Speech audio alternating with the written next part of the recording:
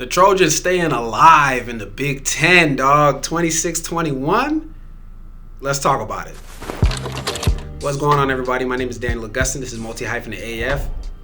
All right, Lincoln Riley. 26-21. All right, we see you, USC. We see you. Listen, this was a very impressive win, dog. In the rain, in California, where they say it don't rain. In the rain against Iowa, a hard-nosed football team. This was the perfect recipe for the type of game that USC is supposed to lose, that you expect them to lose, honestly. Iowa popped off, if I'm not mistaken, it was 21-7. I'm going off the dome right now. I got some stats in front of me, but I don't have the sequential stats. Iowa popped off in this game. All right, they were giving USC all they could handle. They were moving the ball better.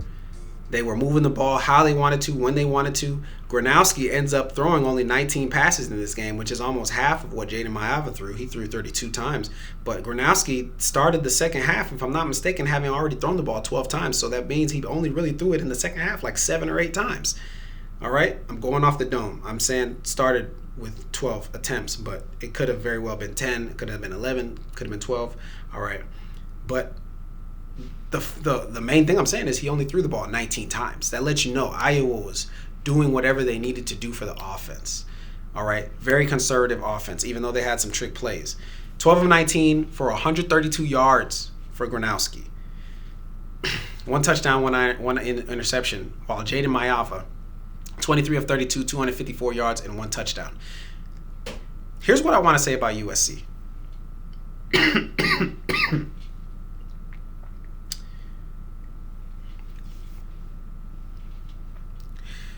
USC is a program that right now, this is a program right now that is going to live or die by the 3. USC may very well have the best wide receiver duo in all of college football. Lemon and Lane.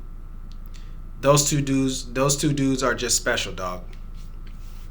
Makai Lemon ends this game with 153 yards on 10 grabs. Lane has 64 yards. Not sure how many grabs he had.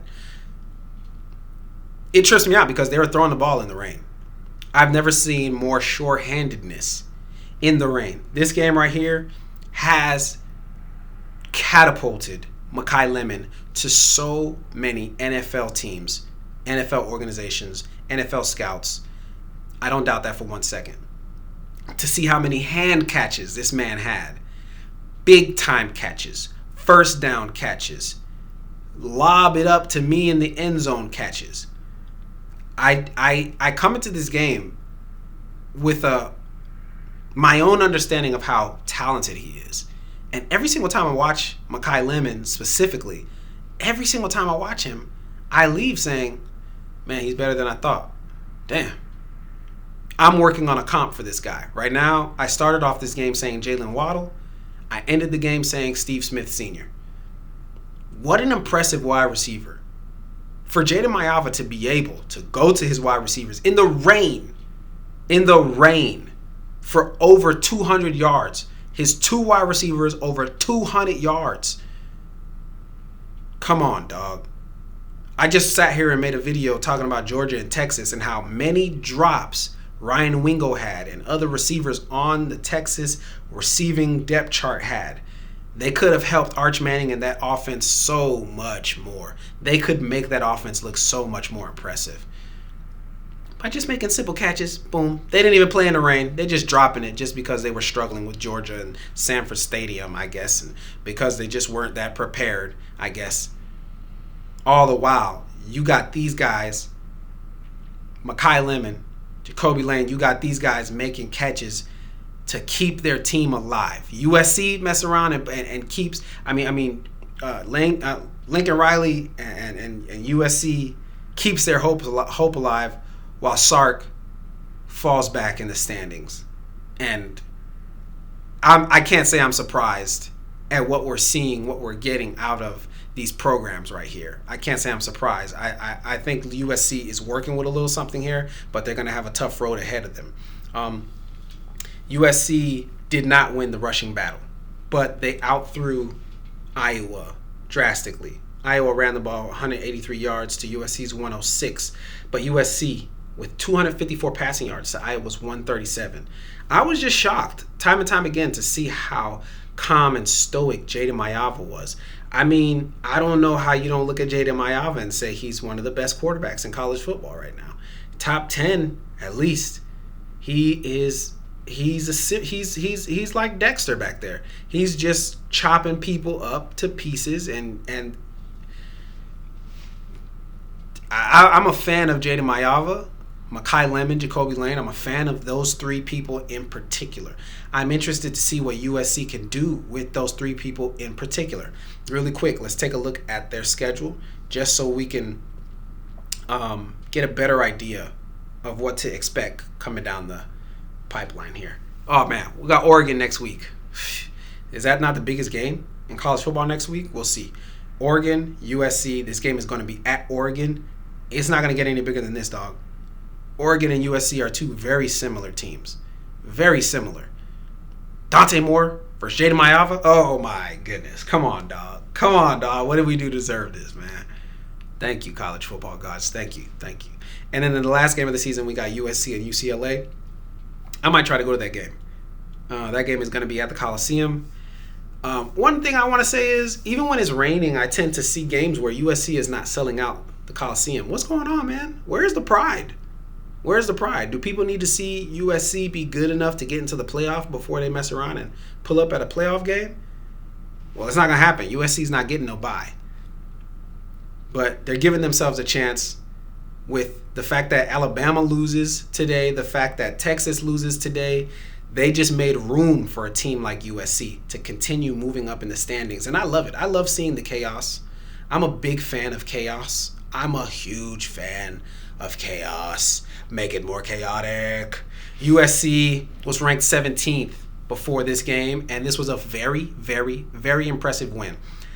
I believe that the college football committee needs every single week to have top-tier, top-ranked opponent versus top-ranked opponent. I believe that part of the ranking system for college football is, let's give these guys a rating. Let's look at the schedule and let's see who's playing who next week, and let's more so give those teams rankings and move those teams up more than other teams that kind of have nothing to do with the grand scheme of things. Because why isn't JMU already ranked? They're undefeated in their conference. Doesn't matter, not playing against anybody in this top 25, so you're not going to really make TV better.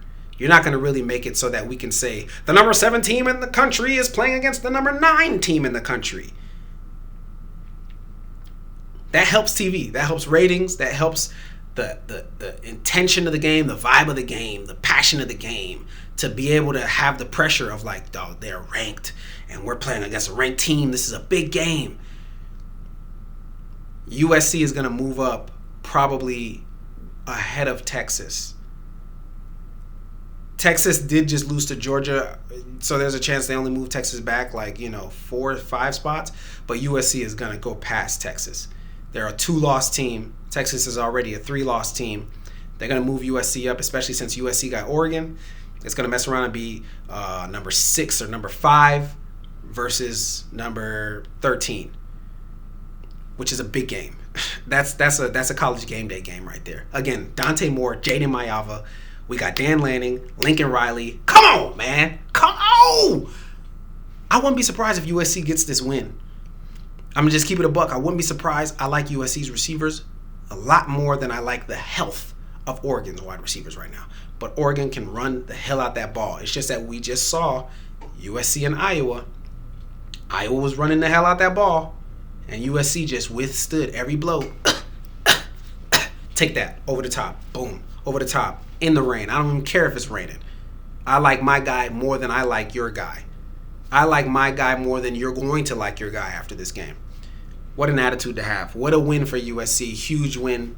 Big program win. They're turning this program around. If they can get these last 2 wins, I have faith they'll beat UCLA with or without Nico. That program has just been a mess. I'm sure there's going to be some passion because it's a California game, California Bowl, whatever. No. That's a USC game. USC can't come up in there sputtering or nothing like that. But I think if USC loses to Oregon, they might just spit on that UCLA game because they know their chances are done for. let's keep an eye on this, man. Big Ten madness. Big Ten madness.